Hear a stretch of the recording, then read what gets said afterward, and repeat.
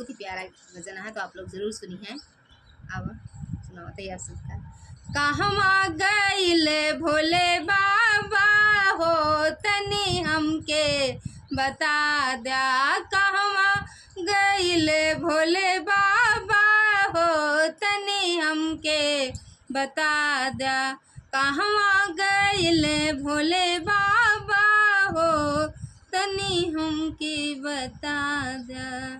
बागा में खोजली बगीचा में खोजली, बागा में खोजली बगीचा में खोजली, फुलवा में खोजली पतैयों माँ खोजली, फुलवा में खोजली पतैयों माँ खोजली, ना मिलले भोले बाबा हो तनी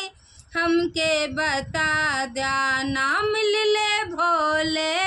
बाबा हो तनी हमके बता द्या, कहवा गइल भोले बाबा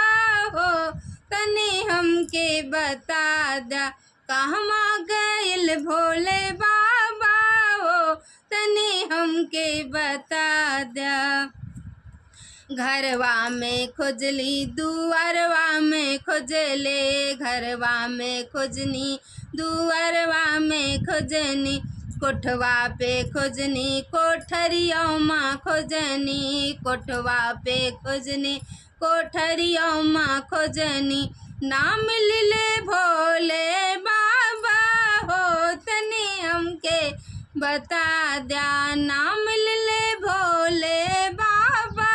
हो तनी हमके बता द्या, कहवा गइल भोले बाबा हो तनी हमके बता द्या, कहवा गइल भोले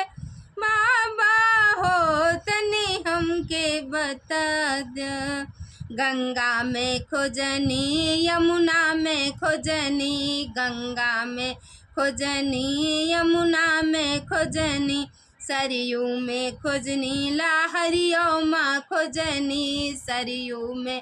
खोजनी लाहरियों माँ खोजनी, ना मिलले भोले बाबा हो तनी हमके बता द्या, ना मिलले भोले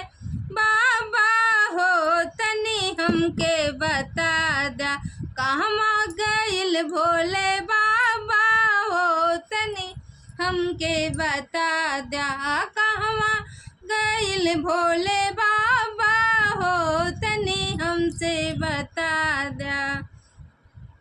काशी में खोजनी बनारस में खोजनी, काशी में खोजनी बनारस में खोजनी, देवघर में जाके घरे घरे हम खोजनी, देवघर में जाके घरे घरे हम खोजनी,